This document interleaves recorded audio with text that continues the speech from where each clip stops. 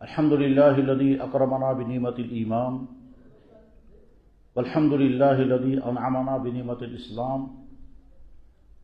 والصلاة والسلام على سيدنا وحبيبنا وشفيعنا ومولانا محمد سيد الأنام وعلى آله وأصحابه الكرام إلى يوم القيامة. أما بعد، رضيت بالله تعالى ربا وبالإسلام دينا وبمحمد صلى الله عليه وسلم نبيا ورسولا. أشهد أن لا إله إلا الله وأشهد أن محمدا عبده ورسوله. على هذه الشهادة نحيا وعليها نموت إن شاء الله. گرامی قدر حضرت اقدس،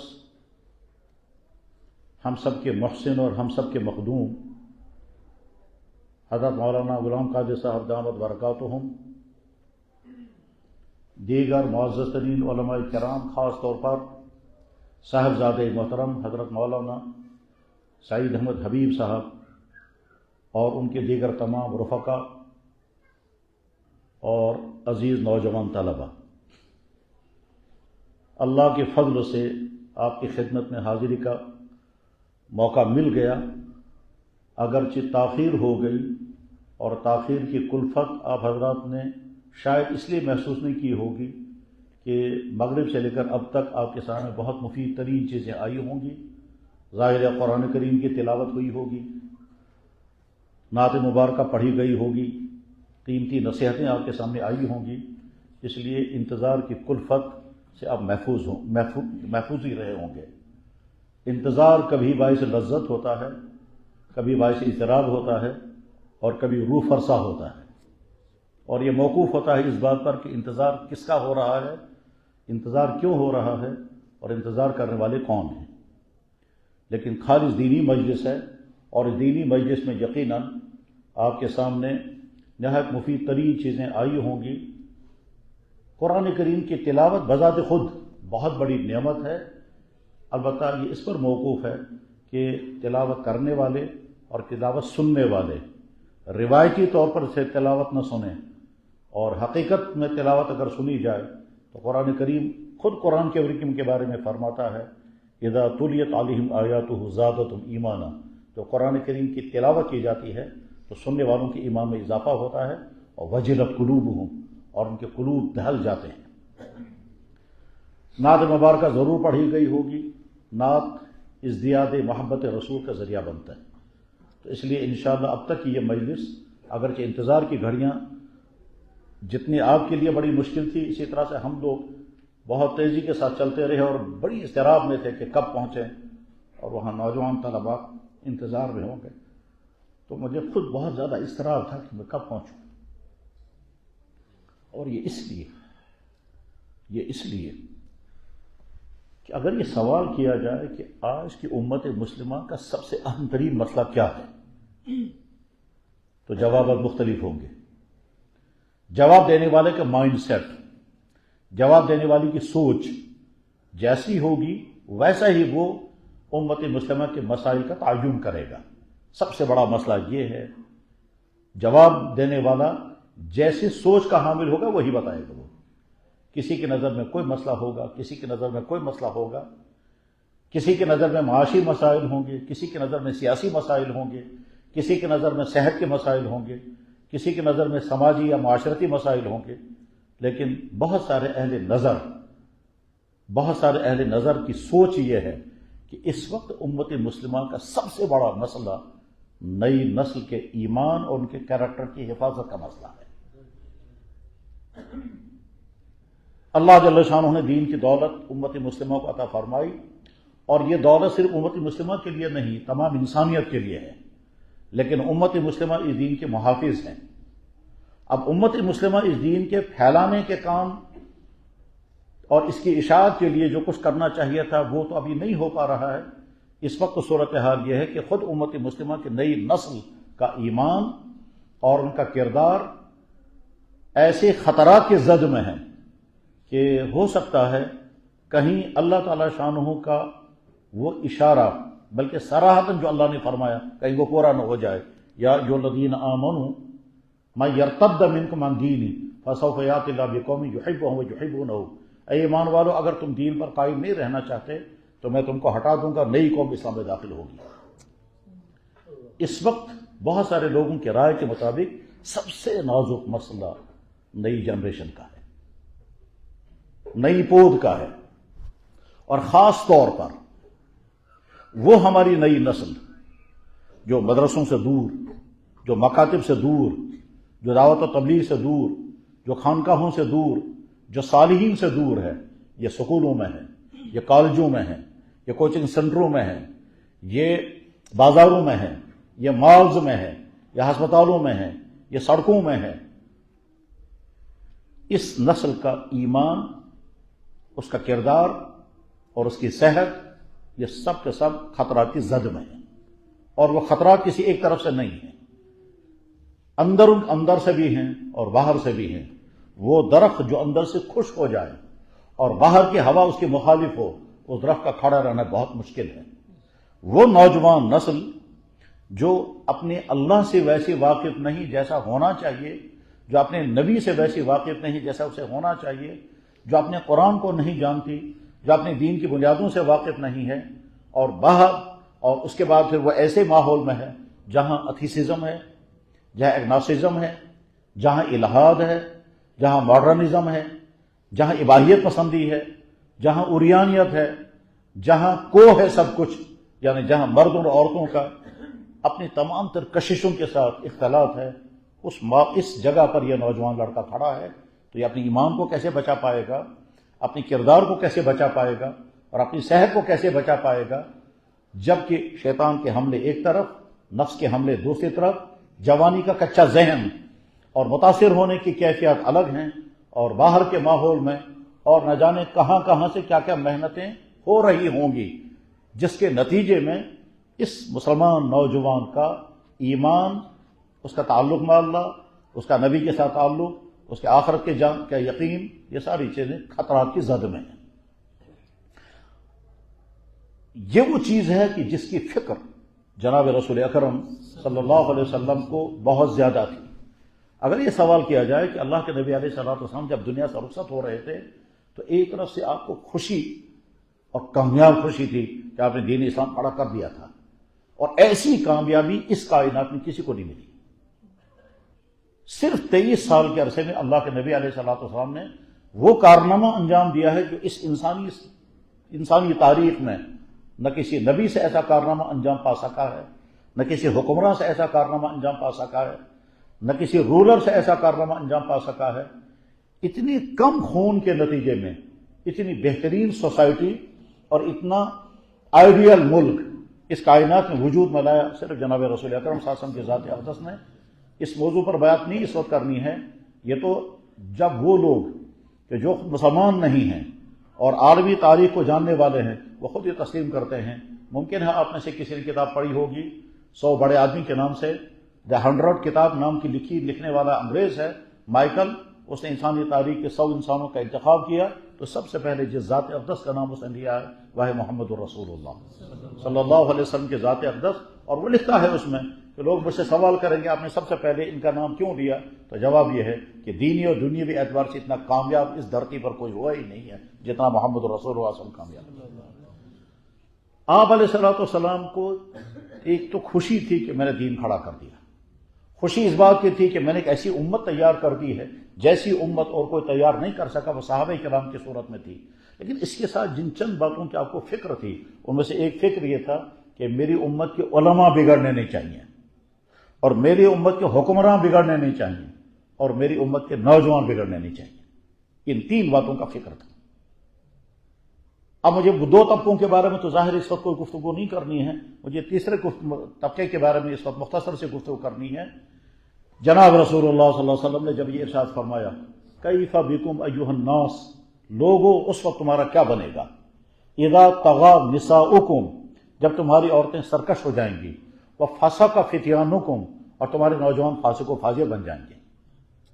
صحابہ کرام کو بڑا تعجب ہوا کیونکہ وہ اپنے پاکیزہ ماحول کو جانتے تھے، اس میں عورتوں کی آوارگی نہیں تھی، اس میں بے پردگی نہیں تھی، اس میں نوجوانوں کی وہ صورتحال نہیں تھی جس صورتحال کا اشارہ اللہ کے نبی اکرم فرما رہے ہیں۔ اس لیے صحابہ کرام نے تعجب کے ساتھ کہا یا رسول اللہ اوا ھذا قائم، کیا ایسا ہوگا؟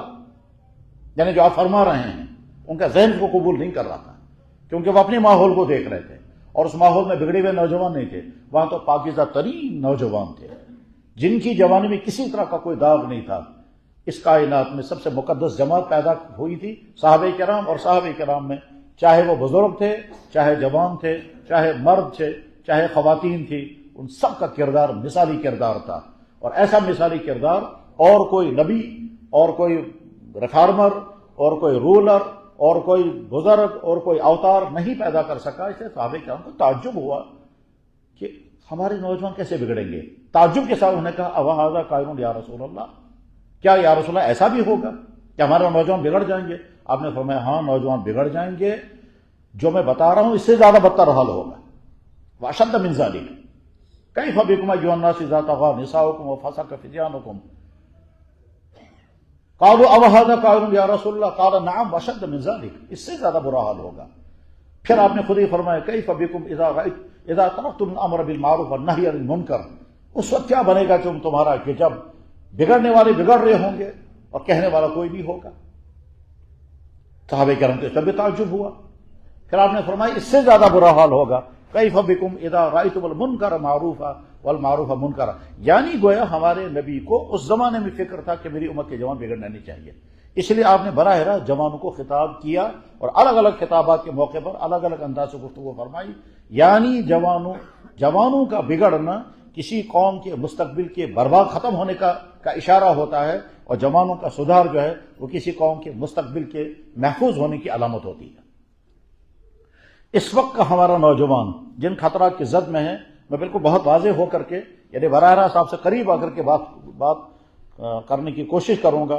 اللہ کرے جن بزرگوں نے اپنی دور اندیشی اور بصیرت سے اس عنوان کی مجلس منعقد فرمائی، اور انہی کی برکات کے ذریعے سے آپ تک وہ باتیں پہنچیں جو آپ کی زندگی میں سدھار کا ذریعہ بنے، اور آپ کی زندگی کو ان تمام خطرات سے حفاظت کا ذریعہ بنے جن خطرات کا آپ کو بہرحال خطرہ ہے۔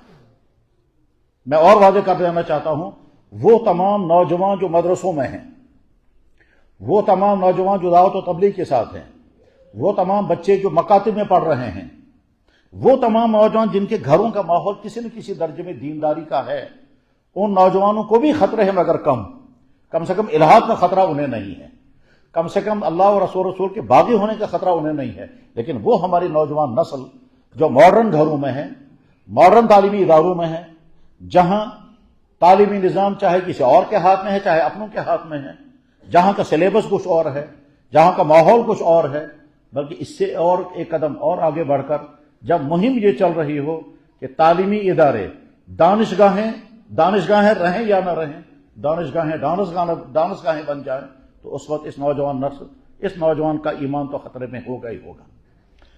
پھر تھیوریاں وہ آ رہی ہیں جن تھیوریوں کے نتیجے میں کمزور ایمان والا اور کچی معلومات والا شخص ان تھیوریوں سے اپنے آپ کو بچا نہیں سکے گا۔ معلومات پختہ نہیں ہیں، اس لیے جو ہی کوئی تھیوری سامنے آ جائے گی، اور گمراہ کرنے والے بہت مہارت کے ساتھ گمراہ کرنے کا کام کر رہے ہیں۔ جو لوگ سوشل میڈیا پر ہیں، جو لوگ یوٹیوب چینلیں دیکھتے ہیں، اور وہاں ایتھیسزم کے تبلیغ کرنے والے وہ افراد کبھی تو کہتے ہیں ہم پہلے مسلمان تھے اب مسلمان نہیں، ایکس مسلم کے نام سے، اور کبھی وہ اپنا نام لے کر کے اور اس سوشل میڈیا کے ساتھ جڑے ہوئے وہ ہمارے بچے جو سکولوں میں ہیں، کالجوں میں ہیں، دفتروں میں ہیں، شادی شدہ ہیں یا غیر شادی شدہ ہیں، وہ مدرسوں کے ماحول سے باہر ہیں، تو ان کا ایمان خطرے میں بہرحال ہے۔ اس لیے میں براہ راست کہنا چاہوں گا کہ نوجوان بچوں، اللہ نے آپ کو 3 نعمتیں عطا کی ہیں۔ نعمت نمبر 1 ایمان، اور نعمت نمبر 2 کردار، اور نعمت نمبر 3 صحت۔ یہ تینوں چیزیں اللہ نے عطا فرمائی ہیں اور مکمل عطا فرمائی ہے۔ ایمان کی دولت ہمیں ملی ہے کیونکہ ہم ایمان والے کے گھر میں پیدا ہوئے۔ اس ایمان کی دولت کو پانے کے لیے ہمیں کوئی مشکل برداشت نہیں کرنی پڑی، ہمیں کوئی ظلم نہیں سہنا پڑا، حالانکہ اللہ کا قانون یہ ہے۔ اللہ تعالیٰ اپنی کتاب مقدس میں اپنا قانون یہ بیان فرماتے ہیں کہ اے ایمان والوں، میں تمہیں ایمان عطا کروں گا اور مصیبت نہیں آئے گی، تیار رہنا مصیبت جھیلنے کے لیے۔ احسب الناس ان یترکوا ان یقولوا آمنا وهم لا یفتنون، کیا سمجھ رکھا ہے لوگوں نے، میں تمہیں ایمان عطا کروں گا تم کو مصیبت نہیں آئے گی، آزمائے جاؤ گے، میں نے پہلوں کو بھی آزمایا تم کو بھی آزماؤں گا، وَلَنَبْلُوَنَّكُمْ بِشَيْءٍ مِّنَ الْخَوْفِ، میں تو ضرور تمہیں مصیبتوں میں ڈال کر آزماؤں گا، پھر میں دیکھوں گا کون مضبوط ہے، کون جمع رہے گا۔ لیکن اللہ نے اس قانون کے باوجود ہمارے ساتھ رحم کا معاملہ یہ کیا کہ ہمیں کسی مصیبت میں نہیں ڈالا، بغیر کسی قربانی کی ایمان کی دولت ہمیں ملی ہے، اور وہ ایمان کی دولت اس طرح ملی ہے، ایمان والے کے گھر میں اللہ نے ہم کو پیدا کیا۔ اس وقت روئے زمین پر جو ایمان والے ہیں ان میں اگرچہ بہت کم تعداد، لیکن ایسی تعداد ہے جو ایمان والے ماحول میں پیدا نہیں ہوئے، وہ کسی اور ماحول میں پیدا ہوئے، پھر بعد میں انہوں نے اپنے آپ کو وہاں کے ماحول سے نکال کر ایمان کے ماحول تک لایا۔ اس لانے میں ان کو کتنی مصیبتیں برداشت کرنی پڑی، کیا کیا سہنا پڑا، یہ تو ان کی زندگی بتائے گی۔ وہ یہ کہہ سکتے ہیں کہ ہمارے پاس ایمان کی دولت اللہ کی مہربانی اور ہماری قربانی ہے، لیکن ہم جو ایمان والوں کے گھر میں پیدا ہوئے ہیں ہم کو کوئی قربانی نہیں دینی پڑی۔ میں بڑی اہمیت کے ساتھ کہنا چاہوں گا کہ جو لوگ سوشل میڈیا کے ساتھ جڑے ہوئے ہیں وہ ان ویب سائٹوں کو ضرور وزٹ کریں جن ویب سائٹوں میں ان بھائیوں کے ایمان افروز کہانیاں ہیں، آتی ہیں، جو پہلے کسی اور ماحول میں تھے اور بعد میں ایمان کی طرف آئے۔ یعنی جو اسلام قبول کرنے والے ان کے حالات پڑھیے، ان کے انٹرویو سنیے، ان کے تذکرے سنیے، پھر دیکھیے ان کی زندگی کن مراحل سے گزر کر کے وہ ایمان تک پہنچے، اور اس کا پھر غور کریں کہ اللہ نے ہم کو اس امتحان میں نہیں ڈالا، ہمیں یہ مصیبت نہیں جھیلنی پڑی۔ یاد رکھیں کفر سے ایمان کی طرف کا سفر ہمیشہ مشکلات کا سفر رہا ہے، پہلے زمانے میں بھی ہیں اور آج کے اس آزادی رائے کے زمانے میں بھی ہے۔ آزادی رائے، ہر چیز کے لیے آزادی رائے ہے، اسلام کے لیے نہیں ہے۔ ہر چیز کے لیے آزادی ہے لیکن اسلام کے لیے نہیں ہے۔ یعنی عورت، مجھے ابھی کچھ دنوں پہلے صاحب سوال کر رہے تھے کہ برقع کیوں لازم ہے؟ میرے کا سوال یہ ہے، اگر عورتیں ننگا ہونا چاہتی اس کے لیے تم کو آزادی ہے، اور کوئی عورت اگر پردہ کرنا چاہتی تو اس کے لیے بین کیوں ہے؟ تو یہ تو آزادی رائے دوسروں کے لیے۔ لیکن میں یہ کہنا چاہوں گا کہ اگر آپ میں سے کچھ لوگ سوشل میڈیا کے ساتھ جڑے ہوئے ہیں تو ان بھائیوں کے واقعات ضرور پڑھیں جنہوں نے ایمان قبول کیا، اور پھر اپنے پن فٹ کریں کہ اللہ نے ہم کو اس مصیبت میں نہیں ڈالا کہ کفر کے گھر میں پیدا کیا ہوتا، پھر ایمان کی طرف آتے تو شاید ہم وہ کفر سے ایمان تک کا سفر نہیں کر پاتے۔ تو اللہ نے ہم کو بغیر قربانی کی ایمان کی دولت عطا فرمائی۔ اس ایمان کی دولت کو خطرے کہاں سے ہیں؟ جواب، اگر آپ نے غلط سوشل میڈیا کا غلط استعمال کیا تو ہو سکتا ہے کہ ایمان کے سلسلے میں آپ کی سوچ متزلزل ہو جائے، آپ شک کا شکار ہو جائیں۔ خاص طور پر اگر ایسے لوگوں کی گفتگو آپ نے سننی شروع کی جو ایتھیسزم پھیلا رہے ہیں، جو ایگنوسٹکزم پھیلا رہے ہیں، جو ماڈرنزم کے نام پر اور آزادی کے نام پر غلط افکار پھیلا رہے ہیں، اور آپ کو سننے میں مزہ آئے گا، اور ادھر سے آپ کی معلومات کمزور ہیں، آپ اللہ کے بارے میں اسلام کا مکمل کنسپشن آپ کے پاس ہے نہیں، اللہ کے نبی کا ذات اقدس کے بارے میں آپ کے پاس معلومات نہیں ہیں، قرآن کریم کی سچائی اور حقانیت کے بارے میں آپ کے پاس تفصیلات نہیں ہیں، اور کوئی آدمی قرآن پر اعتراضات کرے گا یا جناب رسول اکرم صلی اللہ علیہ وسلم ذات اقدس کے متعلق کچھ ایسی باتیں کہے گا کہ آپ صرف اتنا کنفرم کریں گے کہ نبی کی ذات میں ایسا تھا، کنفرم ہو جائے گا تو آپ شک پہ پڑ جائیں گے۔ تو اپنے ایمان کو بچانے کے لیے آپ کو کیا کرنا ہوگا؟ نمبر ایک، ایسی ویب سائٹیں نہیں دیکھنی ہیں، اور اگر آپ نے کسی تھیوری کی بنا پر، کسی لیسن کی بنا پر، کسی آدمی کے لیکچر سننے کے نتیجے میں، یا خدا نخواستہ اپنی نفسانیت کی بنا پر، نفسانیت کی بنا پر کا مطلب کیا ہوتا ہے؟ بے شمار انسان اپنا ایمان چھوڑ رہے ہیں اس لیے کہ اگر ہم ایمان والے رہیں گے تو ہمارے وہ شوق پورے نہیں ہوں گے۔ کون سے شوق؟ وہ آزادی کے شوق، وہ غلط ریلیشن کے شوق، وہ بدکاریوں کے شوق، اس پر بہن ہے۔ ہمارے لیے آسان راستہ یہ ہے کہ ہم کہیں گے ایمان والے رہیں گے نہیں، اس کے بعد ہمیں کوئی کچھ کہہ ہی نہیں سکتا۔ چنانچہ اس خطے میں تو نہیں میں کہہ سکتا، لیکن دنیا کے بے شمار خطوں میں بے شمار لوگ اس لیے مرتد ہو رہے ہیں، ان کے پاس کوئی نئی تحقیق نہیں ہے، وہ تو اس لیے الحاد کے شکار ہو رہے ہیں کہ الحاد کے شکار ہونے کے نتیجے میں ان کو آسانی کے ساتھ سب کچھ کرنے کا موقع ملے گا، ان کے لیے قدغنیں ختم ہو جائیں گی۔ یعنی ان کے پاس وہ نفسانیت کی بنیاد پر، اباحیت پسندی کی بنیاد پر ان کو غلط زندگی گزارنی، اس غلط زندگی کے لیے رکاوٹیں ختم ہو جانی چاہیے، اس لیے وہ اس راستے کو اختیار کر رہے ہیں، ورنہ الگ سے کوئی تحقیق نہیں ہے۔ لیکن بہرحال میں یہ کہنا چاہوں گا کہ اللہ کی ذات عالی کے بارے میں اگر کہیں کوئی کنفیوژن آ گیا تو کسی اچھے عالم سے ملاقات کریں، کسی اچھے سکالر سے گفتگو کریں، اور جو وہاں سے کنفیوژن آ رہا ہے اس کنفیوژن کو دور کرنے اور اپنے ایمان کو بچائیں۔ اللہ کے نبی کی ذات عالی کے بارے میں اگر کہیں سے کوئی کنفیوژن پیدا کیا گیا، یا آپ نے کوئی تھیوری پڑھی، یا خدا نخواستہ کوئی غلط کتاب آپ نے پڑھی، یا کسی ایسے آدمی کے ساتھ آپ کا اٹھنا بیٹھنا ہوا، اور یاد رکھیں بے شمار تعلیمی اداروں میں ایسے افراد باقاعدہ کام کر رہے ہیں، ان کی مہم یہی ہے، بلکہ بعض ان کا مشن یہی ہے، اور وہ مشن کہاں کہاں سے چل رہا ہے، کس طرح سے چل رہا ہے، اس کی تفصیلات الگ ہیں۔ لیکن میں یہ کہنا چاہوں گا کہ جب ماحول میں انفیکشن ہوتا ہے تو ہمیں اپنے بھائیوں کو سمجھانا ہوگا اس انفیکشن سے اپنے آپ کو بچائیں۔ انفیکشن کبھی مادی ہوتا ہے، کبھی سپرچل ہوتا ہے، یعنی روحانی ہوتا ہے۔ تو اللہ کے ذات عالی کے بارے میں کبھی شکوک پیدا ہو جائیں تو اللہ کے نبی کی ذات عالی کے بارے میں شکوک پیدا کیے جائیں تب، قرآن کریم کی کسی چیز کے بارے میں شکوک پیدا کیے جائیں تب، مرنے کے بعد کی زندگی کے بارے میں آپ کو جب سوالات پیدا ہو جائیں تب، اس پورے چیپٹر کو نمبر 1 آپ یہ کہیں آنکھ بند کر کے ہم مسلمان ہیں، ہم اس کائنات کے خالق و مالک کو مانتے ہیں۔ جس خالق و مالک کا تعارف خود اللہ نے کرایا، جس خالق و مالک کا تعلق جناب رسول اکرم صلی اللہ علیہ وسلم نے کرایا، اور اس کو ہم ویسا ہی خالق و مالک مانتے ہیں جیسے اللہ نے کہا، ہم ویسا ہی اس کو خالق و مالک مانتے ہیں جیسے اللہ کے نبی نے کہا، اور ہم ویسا ہی خالق و مالک اسے مانتے ہیں جیسے وہ تمام سائنسی علوم جو ملحدوں کی دسترس سے باہر ہیں۔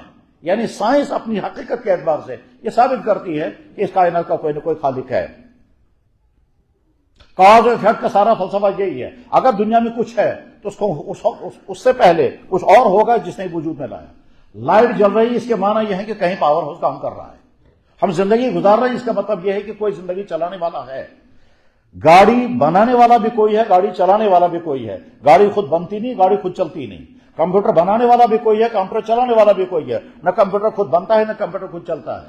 لوگوں کو دھوکہ ہو گیا ڈارون کی تھیوری سے۔ ڈارون کی تھیوری میں پہلا سوال یہی ہے کہ جس دھماکے کی بنیاد پر آپ ڈارون کی تھیوری مان رہے ہیں، وہ دھماکہ کیا کس نے تھا، اور وہ مٹیریل جو تھا، اس مٹیریل میں وہ مٹیریل لایا کہاں سے گیا تھا۔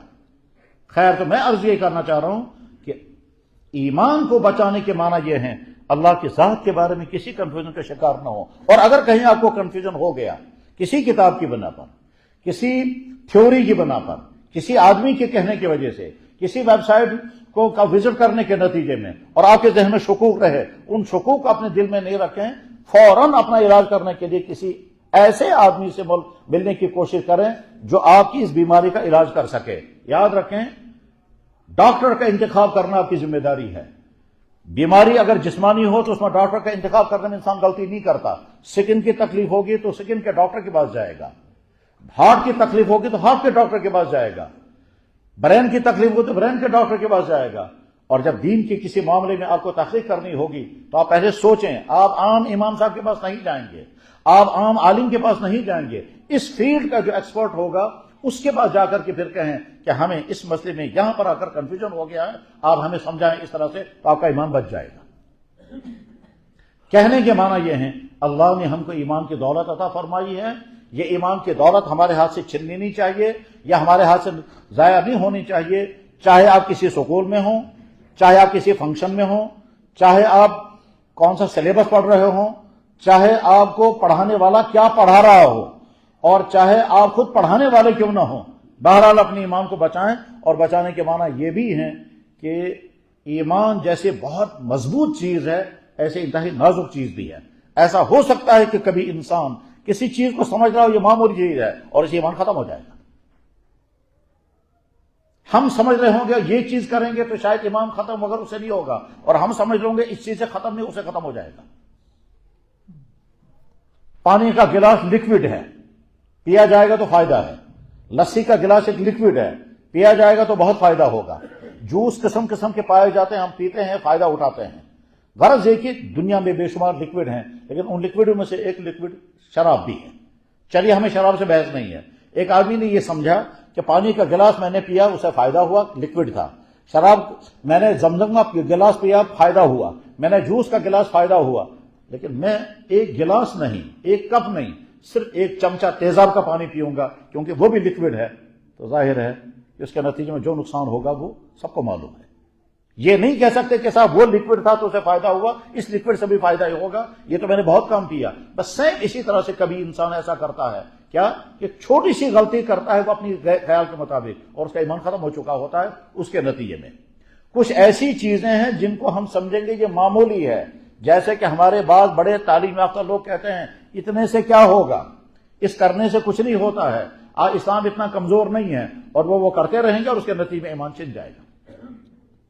اپنے ایمان کی حفاظت کریں گے۔ اللہ نے ہم کو ایمان کی دولت عطا فرمائی، اس ایمان کے چھن جانے کے خطرے ان بھائیوں کے لیے بھی ہیں مگر کم ہیں جو اب عمر کے آخری سٹیج میں ہیں، جو 40 کو پار کر چکے ہیں، جو 50 کو پار کر چکے ہیں۔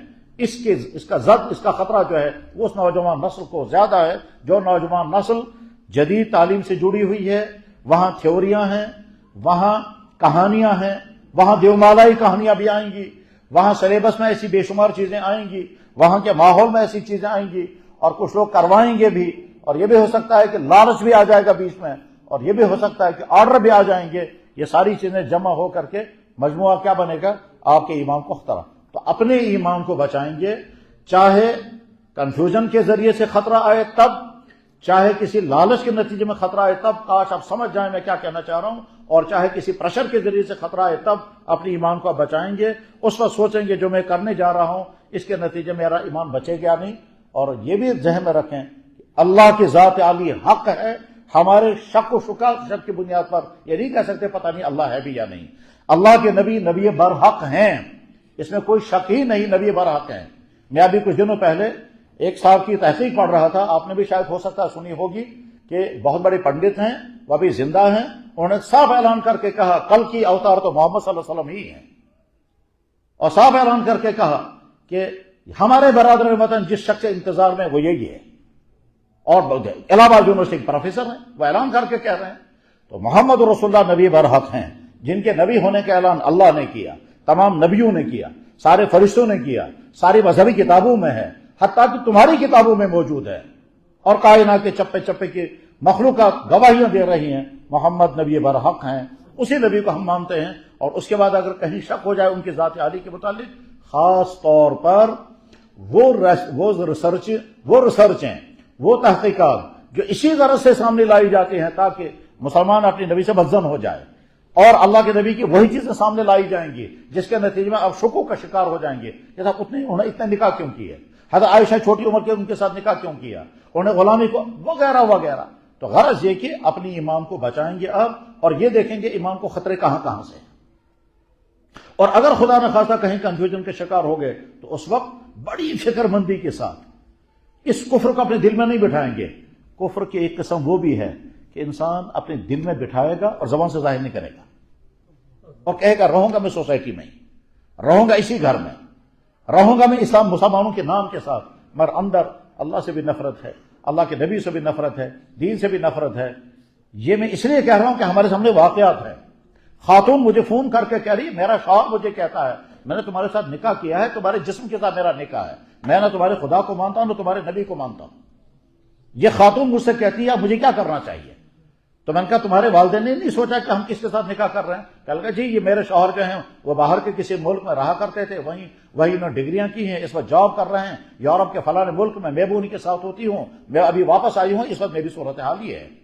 تو کہنے کے معنی یہ ہے کہ کفر کی ایک قسم وہ ہے کہ اندر کفر رکھیں گے، زبان سے ظاہر نہیں کریں گے، اور ظاہر نہیں کریں گے تو اس کے نتیجے میں کیا ہے؟ رہیں گے اسی سوسائٹی میں، رہیں گے ہمارے ماحول میں، نام بھی ہوگا مسلمانوں جیسا، لیکن رہیں گے کفر کے ساتھ۔ تو بہرحال اس وقت جو اہم ترین پیغام دیا جا سکتا ہے وہ یہ کہ اپنی ایمان کی حفاظت۔ نمبر 2، آج کے جوان کے لیے جو بہت زیادہ خطرہ ہے وہ یہ ہے کہ اس کا کیریکٹر برباد ہوگا۔ وہ کیریکٹر برباد ہونے کی کے معنی کیا ہے؟ اگر یہ غلط ریلیشن میں پھنس گیا، یہ غلط تعلقات میں پھنس گیا، جس کا اشارہ جناب رسول اللہ سے پہلے کر چکے ہیں۔ آپ نے فرمایا یکثر الزنا، بدکاریاں عام ہو جائیں گی۔ یورپ کے بے شمار ملک وہاں تو سڑکوں پر بدکاریاں ہوتی ہیں، اور اللہ کے نبی علیہ السلام نے فرمایا تھا ایک وقت آئے گا کہ سڑکوں پر بدکاریاں ہوں گی، اور شریف انسان سے کہے کہ بھائی یہ کچھ کرنا ہے تو سائڈ پر کرو یا کسی اور جگہ جاؤ۔ یورپ کے بے شمار ملکوں میں حال یہ ہے، وہاں پارکوں میں کھلا کھلا، ایئرپورٹوں پر، مالز کے اندر، وہاں ان کے یہاں کوئی راہ ہی نہیں۔ تو آج کے نوجوان کے لیے، مسلمان نوجوان کے لیے، نمبر 1 مردوں اور عورت کے غلط تعلقات، نمبر 2 موبائل کی غلط یوزنگ، نمبر 3 منشیات، اور منشیات میں قسم قسم کے نشیلی چیزیں ہیں، نمبر 4 میوزک اور ڈانس، نمبر 5 فضول خرچی، اور فضول خرچی میں کھانے کی فضول خرچی، کپڑوں کی فضول خرچی، وقت کو برباد کرنا۔ یہ وہ عیب ہیں جو آج کے نوجوان کو جب مسلط ہو جاتے ہیں تو پھر یہ برباد ہو جاتا ہے۔ اگر آپ ان غلط تعلقات سے، جو غلط تعلقات بہرحال بدترین جرم ہے. اگر آپ بچے ہوئے ہیں تو بہت مبارک ہے، لیکن خدا نہ خواستہ جس نوجوان تک یہ بات پہنچ رہی ہے، اگر خدا نہ خواستہ آپ کسی غلط تعلقات میں ہیں تو آج ہی اپنے آپ کو اس مصیبت سے نکال لیں، کیونکہ غلط تعلقات کے نتیجے میں بندہ اللہ کی لعنتوں کا مستحق بن جاتا ہے. اس کا سوچنا، اس کا دیکھنا، اس کا ملاقات کے لیے چلنا، اس کا گفٹ ٹرانسفر کرنا، اس کو ٹچنگ کرنا، اس کو مس کرنا، اس کو کس کرنا، یہ ساری چیزیں وہ ہیں جو اللہ کے بارگاہ میں لعنت کا مستحق بنانے والی ہیں. لیکن جب غیرتیں مٹ جاتی ہیں تو آدمی اس کے پیچھے دوڑنے لگتا ہے. تو آج کے نوجوان، خصوصاً وہ نوجوان جو اپنے گھروں سے باہر ہیں، سکولوں میں ہیں، کالجوں میں ہیں، کہیں ہاسٹلوں میں ہیں، کوچنگ سینٹروں میں ہیں، یا کہیں کال سینٹروں میں ہیں، یا مالز میں ملازمتیں کر رہے ہیں، گھروں سے باہر کہیں بھی ہیں، ان کے لیے بڑی پریشانی اور بڑی خرابی یہی ہے. اور ادھر سے اس خرابی کی مزید خرابی ہونے کی پریشانی ہے کہ یہ لذت والی ہے، اس میں لطف آتا ہے، عاشق بننے میں بڑا مزہ آتا ہے اور معشوق بننے میں بڑا مزہ آتا ہے. یہ جی چاہتا ہے کہ ہم کسی سے کہیں میں تجھ پر قربان، میں تیرے بغیر جی نہیں پاؤں گا، اور اس کو بھی جی چاہتا ہے کہ کوئی مجھے یوں جملے کہے. یہ جوانی میں جن چیزوں کے لیے انسان ترستا ہے ان میں سے یہ چیز بھی ہے. اس کے پیچھے فلسفہ ہے. دراصل اللہ تعالیٰ شانو جو ہی لڑکا اور لڑکی بالغ ہو جاتے ہیں تو باڈی کے اندر سیکچول ہارمون اب ڈیولپ ہونے لگتے ہیں، کیونکہ آگے چل کے اس کو مرد بننا ہے. اور اللہ جل شانہ کے منشے میں نظام یہ ہے، یہ مکمل مرد بنے گا، یہ مکمل خاتون بنے گی، ان کا پھر نکاح ہوگا. اس نکاح ہونے کے نتیجے میں یہ اپنی ازدواجی زندگی لطف و لذت کے ساتھ گزاریں گے، اپنی ضرورتیں بھی پوری کریں گے اور نسل آگے چلے گی اور اولاد ان کو حلال ہوگی. پھر یہ اپنی پرائیویٹ زندگی بھی گزاریں گے، اس میں بھی ان کو میں لطف دوں گا، اور اس کے بعد پھر ان کے نسل آگے چلے گی. مرد کی زندگی عورت کے ساتھ جڑی ہوگی، عورت کی زندگی مرد کے ساتھ جڑی ہوگی. یہ محبتوں کے ساتھ ایسے وقت گزاریں گے. اور واقعتاً جب میاں بیوی کی زندگی محبتوں والی ہوتی ہے، اس محبت والی زندگی میں دوسری کوئی محبت اس کی مثال نہیں بن سکتی. یہ میاں بیوی سمجھتے ہیں کہ جن دنوں میں ان کے آپس میں محبتیں ٹھیک ہوتی ہیں تو کیسے لطف کی زندگی گزرتی ہے.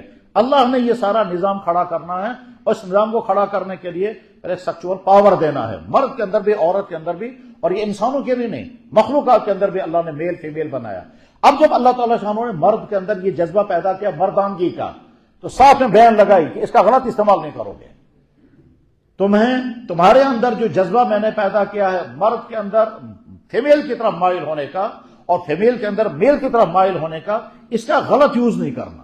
اور غلط یوز کرنے کے معنی ہے کہ تمہارا نکاح نہیں ہے اور تم ابھی سے شروع کر دو. یورپ کی سب سے بڑی خرابی اور یورپین تہذیب کی سب سے بڑی خرابی، اور اسی کے سالاب میں یہاں کے لوگ بھی بہ رہے ہیں، وہ یہ ہے کہ انہوں نے نکاح کا تصور ہی ختم کر دیا. انہوں نے کہا انسان جانور ہیں، جب مرضی آئے لطف اٹھاؤ، جب مرضی آئے چھوڑ دو. ہمارے لیے لازم نہیں کہ صاحب نکاح کے بندھن میں بندھیں گے پھر اپنی سیکچول ضروریات پوری کریں گے، نکاح سے پہلے بھی تجربات کرتے رہیں گے. اس لیے وہاں بے شمار وہ نئی نسل ہے جو بغیر نکاح کے بچوں سے پیدا ہوئے ہیں. میں نیچے اتر کر کے صاف صاف کہنا چاہوں گا کہ میرے نوجوان بچوں، غلط تعلقات سے اپنے آپ کو بچاؤ.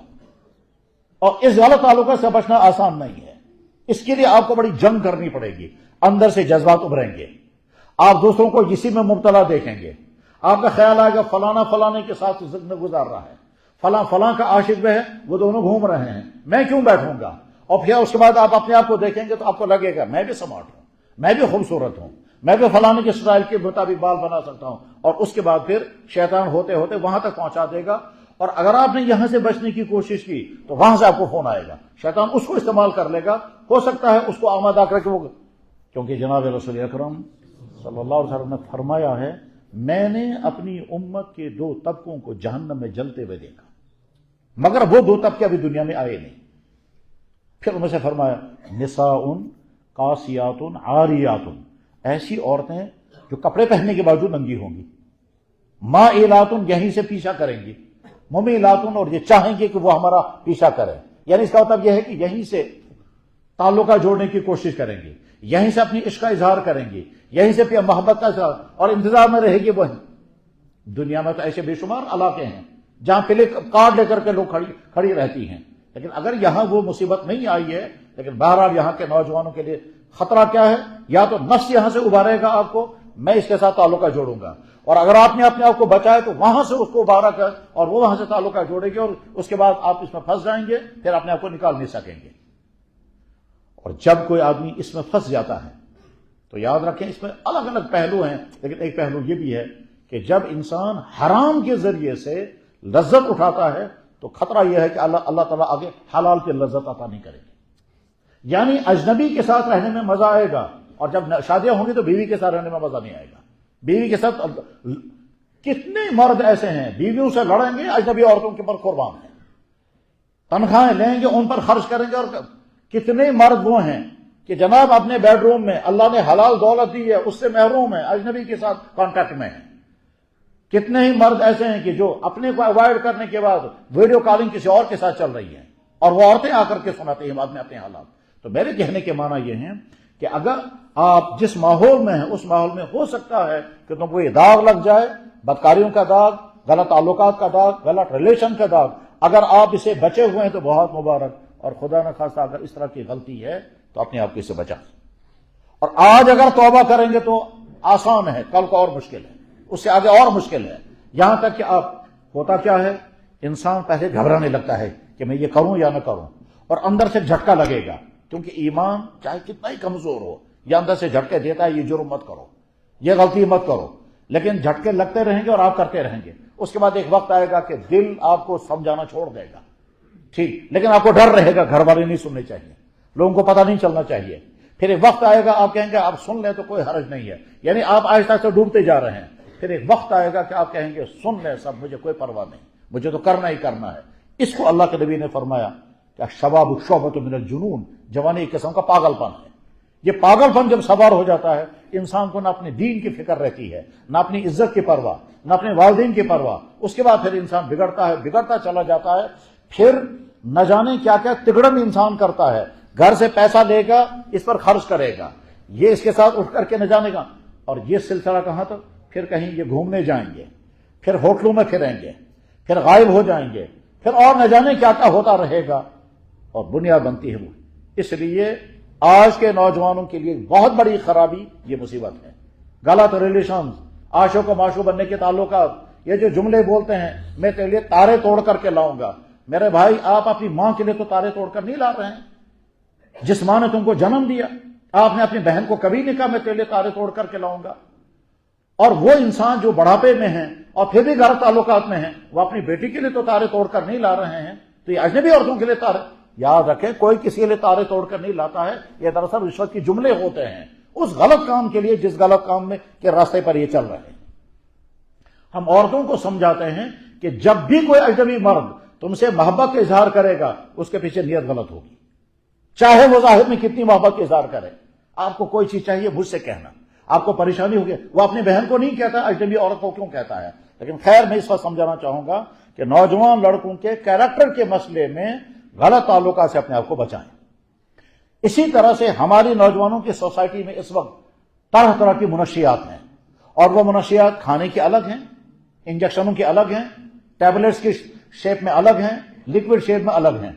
میرے پاس ایک نوجوان آیا، اس نے کہا جناب 40 لاکھ روپے کا براؤن شوگر میں نے استعمال کر لیا ہے، اور اب اس وقت اس کی صورتحال یہ ہے اس کی کڈنیاں ختم ہو چکی ہیں، اس کا لیور ختم ہو چکا ہے، معدہ کام نہیں کرتا ہے، انزائٹی اور ڈپریشن تو ہے ہی الگ، وہ کھڑا بھی نہیں ہو پاتا، کب کبھی طاری ہوتی ہے، اور عزت بھی ختم ہو گئی، اور والدین کہتے ہیں کب تجھے موت آ جائے تو مر ہی جائے گا تو ہم کو خلاصی ہو جائے گی۔ السعید من وعد بغیرہ، عقل مند انسان وہ ہے جو دوسروں کی بربادی کو دیکھ کر کے نصیحت حاصل کرے۔ تو اگر آپ خدا نہ خواستہ کسی نشے کے لت میں پھنس گئے ہیں تو آج آپ اپنے آپ کو نکالیں گے تو بہت آسان ہوگا، آئندہ جتنے دن بڑھتے جائیں گے آپ کو اس نشے کے لت سے اپنے آپ کو نکالنا مشکل ہوگا۔ یہ سمجھیے دلدل ہے، آج ہم ڈوبے ہیں صرف ٹخنوں تک، کل کو ڈوبیں گے اور زیادہ، ایک وقت آئے گا گھٹنوں تک، ایک وقت آئے گا پھر ساری ٹانگیں ڈوب، اور ایک وقت آئے گا اپنے آپ کو اس میں سے نکال نہیں سکیں گے۔ پھر جب آدمی اس سطح کو پہنچ جاتا ہے تو گھر والے بھی کہتے ہیں اب تو یہ ڈوب ہی گیا ہے، وہ بھی مایوس ہو جاتے ہیں، اور آپ بھی مایوس ہو جائیں گے اپنی زندگی سے، اور آپ کی اگلی زندگی جو ہے وہ ڈارک ہو جائے گی، برباد ہو جائے گی۔ تو نشے کی تمام چیزوں سے اپنے آپ کو بچائیں، نشے کی جو بھی قسمیں ہیں، اور یاد رکھنا چاہیے کہ جب انسان کسی نشے کے اس میں لگ جاتا ہے تو کچھ دنوں بعد کچھ اور نشہ کرنے کو جی چاہتا ہے، پھر کچھ اور نشہ کرنے کو جی چاہتا ہے، پھر وہ سلسلہ رکتا نہیں ہے، یہاں تک کہ ایک وقت آتا ہے کہ نشے کے بغیر آپ جی نہیں پائیں گے اور آپ کو کچھ بھی کرنا پڑے، یہاں تک کہ لوگ اپنے گھروں کی، اپنے والدین، اپنی ماؤں، اپنی بہنوں کے زیورات نکال کر کے بیچتے ہیں اور اپنے نشے کی چیزیں پوری کرتے ہیں۔ نوجوان کی زندگی میں ایک بڑی پریشانی ہے کیا کہ جب انسان کو شوق لگے گانے سننے کا اور انسان کو شوق لگے میوزک دیکھنے کا، اور یہ گانے اور میوزک آج موبائلوں کے اندر ہے۔ پہلے زمانے میں لوگوں کو تھیٹر جانا پڑتا تھا فلمیں دیکھنے کے لیے، آج ہر آدمی کی جیب میں ہے۔ آج کے انسانوں اور خاص طور پر جوانوں کے لیے بہت بڑا مسئلہ ہے کہ وہ موبائل کے غلط یوزنگ سے اپنے آپ کو بچائیں۔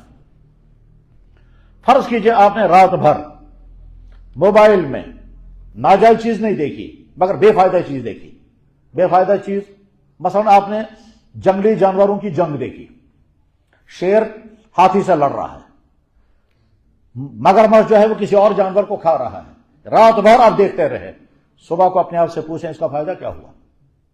یعنی لغو کام ہے، بے فائدہ کام ہے۔ اور اگر آپ نے خدا نخواستہ رات کو نامناسب چیزیں دیکھی، یعنی ایسے گندے سیکچول سین دیکھے، چاہے انسانوں کے چاہے جانوروں کے، اس کے معنی یہ ہے کہ آپ نے اپنی آنکھ رات بھر اس کام میں استعمال کی ہے جس کو اللہ نے منع کیا تھا۔ آپ نے وہ سب کچھ سنا ہے جو نہیں سننا چاہیے تھا، تو کان کا غلط استعمال ہوا۔ آپ وہ سارے منظر دیکھ کر کے خوشی محسوس کرتے رہے تو دماغ کا غلط استعمال ہوا۔ آپ اپنے ہاتھ سے سرچ کرتے رہے تو انگلیوں کا غلط استعمال ہوا۔ جب صبح ہم اٹھیں گے تو اس حال میں اٹھیں گے کہ ہم اللہ کے لعنت کے مستحق بن چکے تھے، مگر چونکہ اللہ ارحم الراحمین ہے وہ لعنت نازل نہیں کرتے ہیں، کہتے ہیں میرا بندہ میرا ہی بندہ ہے۔ جناب رسول اللہ صلی اللہ علیہ وسلم نے فرمایا ما احد اصبر من اللہ، اللہ سے زیادہ برداشت کوئی نہیں کرتا۔ جناب باپ بھی کبھی نہ کبھی آ کر کے کہتا ہے بیٹا تو ہے ہی نہیں میرا بیٹا، اتنا سمجھایا مگر تو سدھرا نہیں، نکل جا میرے گھر سے، لیکن اللہ ہیں، وہ ساری رات یہ دیکھتے ہیں میرے بندے نے آنکھیں میری مرضی کے خلاف استعمال کی، زبان میری منشے کے خلاف استعمال کی، دماغ اس نے میری مرضی کے خلاف استعمال کیا، اس بیچ میں اور نہ جانے کیا کیا ہوتا رہا، لیکن صبح پھر بھی اللہ تعالیٰ شانو کیا اس کو کھڑا کر دیتے ہیں، اس کی آنکھوں کی لائٹ نہیں چھینتے، اس کے زبان کے بولنے کی طاقت نہیں چھینتے، کوئی سزا نہیں دیتے ہیں۔ میرے کہنے کے معنی یہ ہے کہ میرے بھائیوں میوزک سے اپنے آپ کو دور کریں، اس کا فائدہ نہیں، یہ زہر ہے، مگر یہ زہر میٹھا ہے، اوپر سے مزہ آئے گا اور اس کے بعد اندر سے ڈوب جائیں گے۔ ایک بڑے افسر نے مجھ سے روتے روتے کہا، جو ابھی اس میں بھی افسر ہے، کیا لگا مہربانی کر کے لوگوں سے کہیں میوزک مت سنیں۔ میں نے کہا ہم تو کہتے ہیں، آپ کیوں کہہ رہے ہیں؟ کیا لگا میں میوزک کی وجہ سے بدکاری میں پھنس گیا،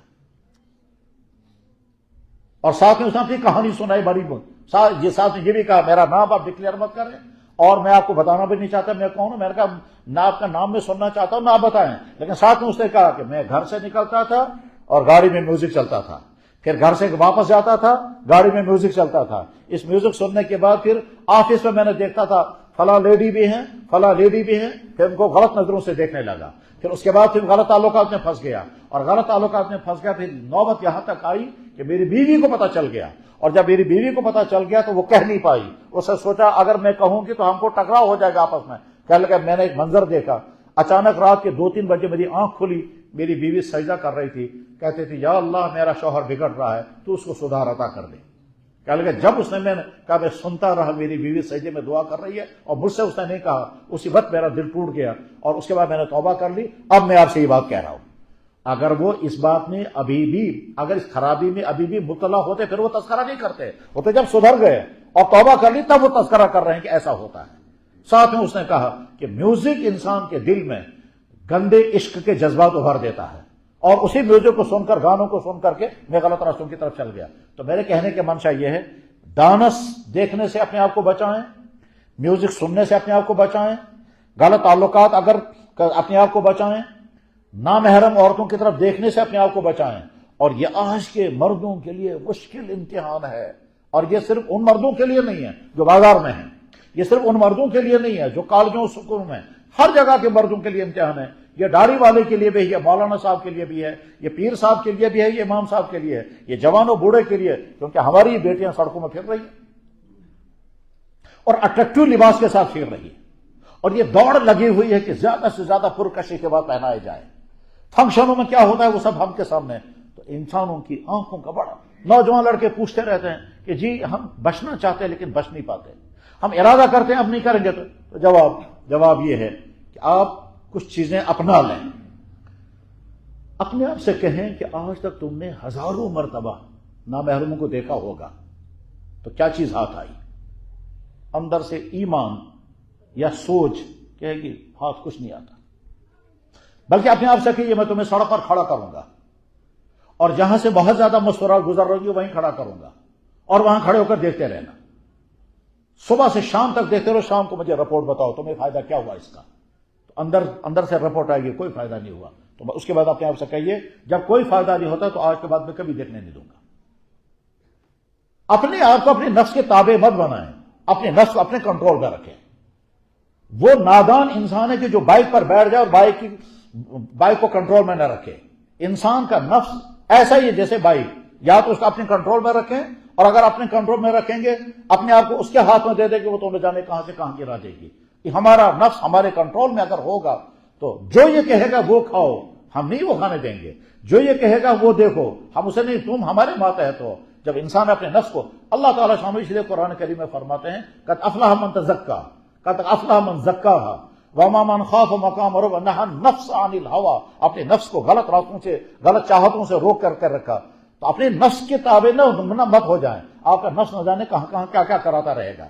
تو اپنے آپ کو بتائیں کہ تم دیکھنا چاہتے ہو نامحرموں کو، چاہے وہ کلاس فیلو ہیں، چاہے وہ کولیگ ہیں، چاہے وہ تمہارے اسٹوڈنٹ ہیں، چاہے وہ تمہارا پیشنٹ ہے، چاہے وہ تمہارا کلائنٹس ہے.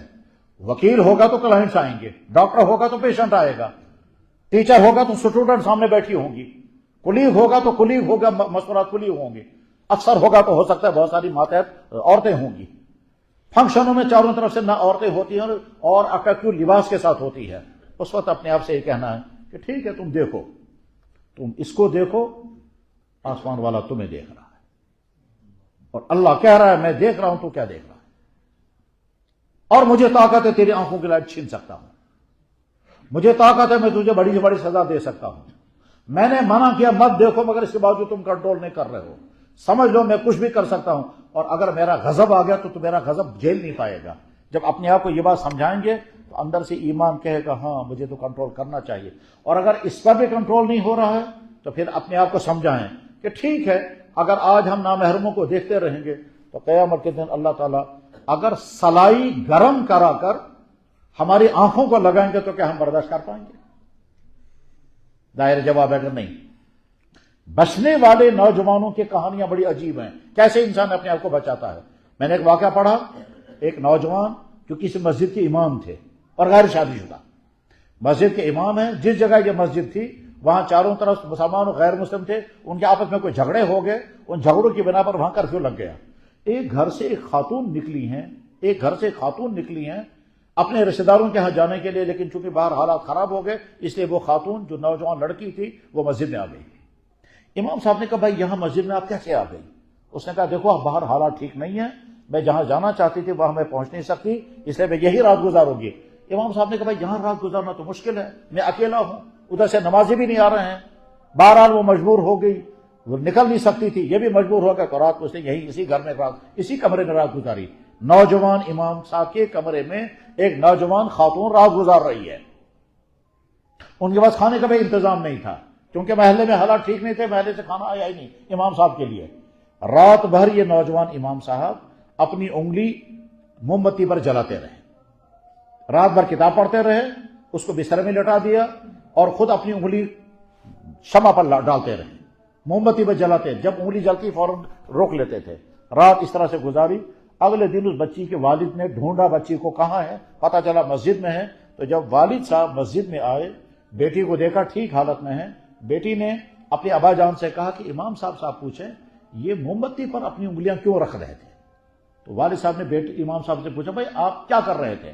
امام صاحب نے کہا جی کچھ نہیں کر رہا تھا، میں تو رات بھر پڑھتا رہا کیونکہ بستر ہمارے پاس ایک ہی تھا، آپ کی بیٹی کو میں نے سلا دیا، کمرہ ایک ہی تھا، تو میں تو بتا اپنی انگلی کیوں لگاتے تھے اپنی انگلی؟ اس نے کہا مجھے دل میں برے خیالات آتے تھے، میں سوچتا تھا میں بھی جوان ہوں یہ بھی جوان ہے، مجھے ہم کو کوئی روکنے والا نہیں ہے. تو یہ جو برے خیالات میرے دل میں آتے تھے، میں نے اپنے آپ کو سمجھایا کہ اگر تم یہ موم بتی کی آگ برداشت کر پائے تو پھر قیامت کی آگ میں تم جھیل پاؤ گے، اور اگر یہ موم بتی کی آگ تم جھیل نہیں پائے تو وہ آگ تم جھیل نہیں سکو گے۔ میں انگلی موم بتی پر رکھتا تھا، جب یہ جلنے لگتی تھی میں فوراً پیچھے ہٹاتا تھا، میں اپنے آپ سے کہتا تھا جب تم یہ آگ برداشت نہیں کر سکے تو وہ آگ بھی برداشت نہیں کر سکو گے۔ اس طرح رات بھر میں نے اپنے آپ کو گناہوں سے بچا لیا۔ والد صاحب اپنی بیٹی کو گھر لے گئے اور اپنی بیوی سے کہا کہ اتنا عرصہ ہو گیا ہمیں داماد ڈھونڈتے ہوئے، اللہ نے ہم کو داماد دے دیا۔ وہ جو مسجد میں امام صاحب ہیں، ہماری ایک ہی بیٹی ہیں، فیکٹری کے مالک ہیں، یہ بیٹی بھی اسی کو دیں گے نکاح میں اور فیکٹری بھی اسی کو دیں گے، یہ کتاب میں لکھا ہوا۔ میرے نوجوان بھائیوں، تمہاری جوانی کے یہ سب خطرے ہیں۔ نمبر 1 اپنی ایمان کو بچائیں گے، نمبر 2 اپنی کیریکٹر کو بچائیں گے، اور کیریکٹر کو بچانے کے معنی یہ ہیں ڈرگ سے، میوزک سے، فیشن سے، غلط تعلقات سے۔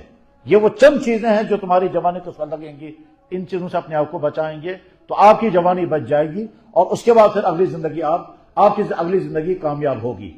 اگلی زندگی کامیاب ہونے کے معنی کیا ہے؟ دنیا کی قوموں کے نظروں میں اگلی زندگی کامیاب ہونے کے معنی کیریئر اچھا ہو جائے۔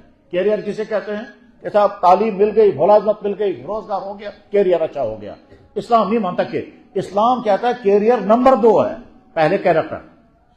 اگر آپ کا کیریکٹر صحیح ہے اور پھر آپ کا کیریئر صحیح ہے تو آپ کامیاب زندگی گزار رہے ہیں، اور اگر آپ کا کیریکٹر لیس ہے، چاہے آپ بدکاریوں میں رہے ہیں، چاہے شراب خوریوں میں رہے ہیں، چاہے ڈرگس میں رہے ہیں، چاہے کرپشن میں ہیں، چاہے کس چیز میں ہیں، اور آپ پیسہ کما رہے ہیں، تو دنیا والوں کی نظر میں کیریئر بہت اچھا ہے مگر کیریکٹر نہیں۔ اسلام پہلے کیریکٹر کی بات کرتا ہے۔ آپ کی جوانی میں کوئی داغ لگنا نہیں چاہیے۔ آپ کی جوانی ایسی گزرنی چاہیے کہ جس وقت آپ کے رشتے کی بات اٹھے، آپ کے والدین کو اطمینان ہونا چاہیے کہ ہمارا بیٹا بالکل پاک صاف ہے، اور کوئی بھی آ کر اس کو دیکھ سکتا ہے۔ محلے میں کسی سے ہمارے بچے کے بارے میں پوچھا جائے، سارے محلے والے ہمارے بچے کی گواہی دیں گے کہ بالکل پاک دامن ہے۔ اگر آپ یہ ہمت کر پا رہے ہیں کہ جس دن میرا نکاح ہوگا میں اپنی بیوی سے کہہ سکوں گا بالکل پاک دامن ہوں، میں نے نہ یہ غلطی کی ہے، نہ یہ غلطی کی ہے، نہ یہ غلطی کی ہے، تب تو لیکن اگر آپ اس پوزیشن میں نہیں ہیں کہ میں نکاح کے بعد جب پہلی ملاقات مجھے اپنی زندگی کے پارٹنر کے ساتھ ہوگی اور میں اس کو نہیں کہہ سکوں گا کہ میں بالکل پاک دامن ہے، تو مجھے یہ بھی امید نہیں رکھنی چاہیے کہ پھر وہ بھی پاک دامن ہوگی یا نہیں۔ آج کے جوان کے لیے یہی چیزیں جو ہم کو سمجھانی ہے، اور یہ وہ بات ہے کہ اللہ تعالی شانہ نے جوانوں کے سامنے رول ماڈل لانا ہے۔ چنانچہ اللہ تعالی شانہ نے نبیوں کے کچھ واقعات اسی لیے بیان فرمائے۔ حضرت موسیٰ علیہ السلام ایک جنگلی سفر کر رہے ہیں، غیر شادی شدہ جوان ہیں اور انتہائی طاقتور ہیں۔ اس جنگلی سفر میں کیا واقعہ پیش آ گیا؟ وہ ایک جگہ پہنچے، وہاں لوگ پانی پلا رہے تھے اپنی جانوروں کو، اس میں کچھ لڑکیاں بھی تھی، وہ اپنی جانوروں کو پانی پلانے کے لیے وہاں لائی ہے، لیکن وہ پانی نہیں پلا سکتی تھی اس لیے کہ کنویں سے پانی نکالنا ان کے لیے مشکل تھا۔ تو مرد لوگ جب اپنے جانوروں کو پانی پلا کر نکل جائیں گے، اس کے بعد بچا کھچا پانی وہ بیٹیاں اپنی جانوروں کو پلائیں گی۔ موسیٰ علیہ السلام جوان اور پردیسی وہ دیکھتے رہے یہ سارا منظر کہ مرد اپنے جانوروں کو پانی پلا رہے ہیں، یہ لڑکیاں کھڑی ہیں اپنے جانوروں کو روکے ہوئے ہیں۔ اٹھ کر چلے گئے اور جا کر کہا بھائی ان کے جانوروں کو کیوں نہیں پانی پلایا جا رہا ہے؟ کہا لگا جب ہم اپنے جانوروں کو پلائیں گے اس کے بعد بچا ہوا پانی یہ پئیں۔ انہوں نے کہا ٹھیک ہے۔ چنانچہ موسیٰ علیہ السلام نے ان کو پیچھے ہٹایا اور کنویں سے پانی نکالا۔ جس ڈول کو 3-3 4-4 آدمی کھینچ کر نکالتے تھے اس کو انہیں اکیلے نے نکالا کیونکہ وہ بہت طاقتور تھے۔ ان بچوں کو پانی پلا کر، ان کے جانوروں کو پانی پلا کر ان کو رخصت کر دیا، خود بیچارے وہیں بیٹھ گئے کیونکہ مسافر تھے، ان کو سمجھ بھی نہیں آ رہا تھا مجھے کہاں جانا ہے۔ وہ بیٹیاں اپنے والد کے پاس گئیں اور والد نے پوچھا بھائی اتنی جلدی آپ کیسے آ گئیں اور جانوروں کو پانی پلایا یا نہیں؟ انہوں نے کہا جی ہم نے پانی پلایا جانوروں کو، مگر وہاں ایک آدمی تھا، اس آدمی نے ہمارے جانوروں کو پانی پلایا۔ اس کے بعد ان بیٹیوں نے اس پردیسی انسان کا پورا تعارف کرایا۔ ابا جان نے ایک بیٹی سے کہا جاؤ اسے بلا کر کے لاؤ۔ اب یہ بیٹی آئی ہیں اور موسیٰ علیہ السلام سے کہتی ہیں ہمارے ابا جان آپ کو بلا رہے ہیں۔ موسیٰ علیہ السلام اس بیٹی کے ساتھ روانہ ہو گئے۔ 2 جوان، 2 طاقتور، جنگلوں کا سفر، اس میں ندی نالے بھی رہے ہوں گے یا ریگستان ہوں گے، پہاڑی علاقے سے گزر رہے ہیں، یہ نہیں معلوم ہے کتنے کلومیٹر ان کو چلنا ہوگا۔ موسیٰ علیہ السلام نے دیکھا بیٹی جوان خاتون آگے سے گزر رہی ہے، ہوا کی وجہ سے اس کی ساڑی گر جاتی ہے، اس کے بال مجھے نظر آتے ہیں، اس کا چہرہ نظر آتا ہے، نیچے سے ہوا کے اس کی پنڈلیاں کھل جاتی ہیں اور وہ پنڈلیوں پر نظر پڑ رہی ہے۔ موسیٰ علیہ السلام نے سوچا مجھے اپنی جوانی کو داغدار نہیں ہونے دینا ہے. بات نہیں کی, کنکر مار کر کے کہا آپ پیچھے رہیں, میں آگے چلوں گا تاکہ میری نظر آپ پر نہ پڑے, اور جہاں راستہ دائیں بائیں کرنا ہوگا وہاں آپ کنکر مار دیں تاکہ میں اس راستے پر چلوں گا, میں آپ سے بات نہیں کرنا چاہتا. یہ کہانی اللہ تعالیٰ شانو ہم کو کیوں سنا رہے ہیں؟ اس لیے کہ تمہاری زندگی میں بھی ایسا ہوگا. بہرحال یہ پہنچے. وہ جو بزرگ تھے جن کی وہ بیٹیاں تھیں وہ نبی تھے, حضرت شعیب علیہ السلام, اور یہ بیٹیاں ان کی تھی. تو بیٹی نے جا کر کے کہا ابا جان طاقتور اتنا اور باحیا اتنا. طاقتور اتنا کہ جو پانی جو ڈول دو دو تین تین آدمی کھینچ رہے تھے اسے اکیلے نے کھینچی, اور باحیا اتنا اس طرح سے میرے ساتھ یہاں تک پہنچا. ابا جان نے کہا بیٹا میں اپنی بیٹی تمہاری نکاح میں دوں گا, اطمینان کے ساتھ میرے گھر میں رہو. 8 سال رہو گے تو بہت اچھا, 10 سال رہو گے تو بہت اچھا. یہ سارا واقعہ اللہ ہمیں کیوں سنا رہے ہیں؟ دراصل رول ماڈل لانا ہے کہ جوان کی زندگی میں ہو سکتا ہے ایسا مرحلہ آئے گا کہ تم اپنے آپ کو بچانے. اس وقت موسیٰ حضرت یوسف علیہ السلام کا واقعہ قرآن کریم نے بیان فرمایا, بالکل پرائیویٹ زندگی کا یوسف علیہ السلام کا واقعہ سناتے ہوئے اللہ نے فرمایا جب ایک اجنبی عورت جو نامحرم تھی اس اجنبی عورت نے آخری درجے تک پہنچا دیا, اور جہاں آخری درجہ تھا گناہ کرنے کا اس واقعے کو بھی قرآن نے بیان فرمایا. اسی لیے بیان فرمایا تاکہ ایک جوان کے سامنے رول ماڈل رہے تم اپنی جوانی کو کیسے بچاؤ گے.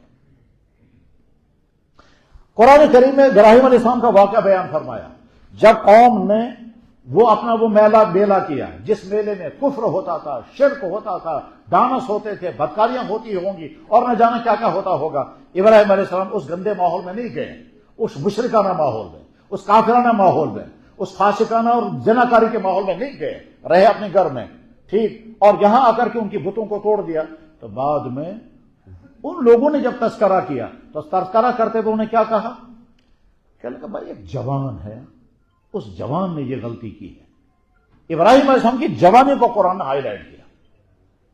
سمینا فتن یذکرہم ابراہیم, سمینا فتن, ہم نے جوان کا تذکرہ سنا ہے جس جوان نے ایک تو ہمارے گندے میلے میں شرکت نہیں کی, اپنے آپ کو بچایا, اور دوسرے ہمارے بتوں کے ساتھ یہ کیا.